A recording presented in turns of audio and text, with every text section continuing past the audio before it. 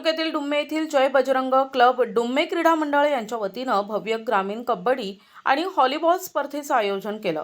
सदर आयोजित स्पर्धेचं उद्घाटन आविस काँग्रेस अहेरी विधानसभा क्षेत्राचे समन्वयक आणि माजी जिल्हा परिषद अध्यक्ष तथा अहेरी बाजार समितीचे संचालक अजय कंकडालवार यांच्या हस्ते करण्यात आले।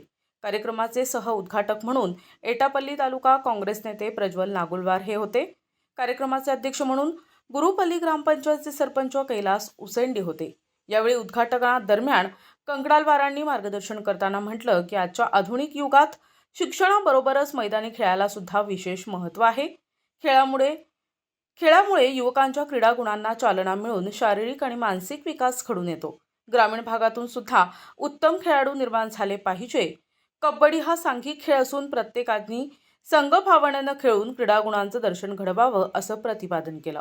यावेळी परिसरातील क्रीडाप्रेमी तसेच आविस काँग्रेस स्थानिक पदाधिकारी आणि कार्यकर्ते उपस्थित होते। प्रतिनिधी भास्कर फरकडे, NTV न्यूज मराठी, गडचिरोली।